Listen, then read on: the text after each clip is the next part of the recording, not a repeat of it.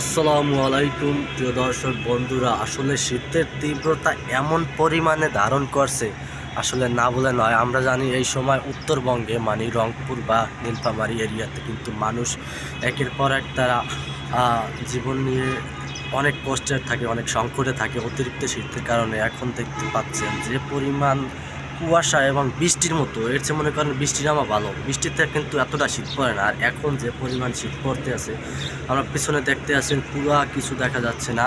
অনেক মানুষ যে নিচতলা দিয়ে অনেক মানুষ কর্মে যাচ্ছে, কিন্তু কর্মে যাওয়ার মতো পরিস্থিতি নাই। রোডঘাট কিছু দেখা যাচ্ছে না অতিরিক্ত ঘন কুয়াশার মাধ্যমে। সো আল্লাহ রাব্বুল আলামিনের কাছে একটাই দোয়া, আসলে শীতটা একটু কমিয়ে দেন। যারা কর্মটম আছে, আমাদের শ্রমজীবী আছে, তারা যেন সঠিক কর্ম সম্পাদন করতে পারে, না হলে তারা অন্তত না খেয়ে দিন পার করতে হবে। সো অতিরিক্ত কুয়াশা, এই কুয়াশা থেকে পরিত্রাণের উপায়টা আমার জানা নাই।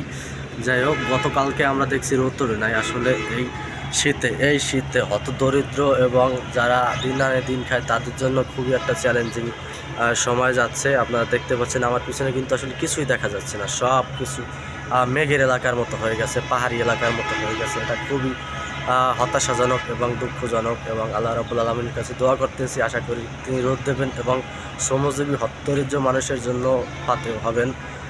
কেননা তারা কিন্তু একদিন না ইনকাম করতে পারলে পরের দিন আসলে তাদের রান্নাবান্না কিছুই হয় না, না খেয়ে দিন পার করতে হয়। সো তাদের জন্য আমার দোয়াটা রইল। এবং এই শীতে কিন্তু আসলে যেই জিনিসটা বেশি মজা আমাদের জন্য, সেটা হলো হাঁসের মাংস। ভাই, হাঁসের মাংস হলে মানে যে কী পাইলাম সেটা তো আর বলার পাতেও রাখে না। সো শীতে সবার জন্য দোয়া এবং ভালোবাসা রইল। আর যাদের সামর্থ্য আছে তারা এখন রাস্তার সেই হতদরিদ্র ছেলেপিলের পাশে দাঁড়াইবেন এবং তাদের সহযোগিতা করবেন, পারলে খাবার দিয়ে, কম্বল দিয়ে। সবাইকে ধন্যবাদ।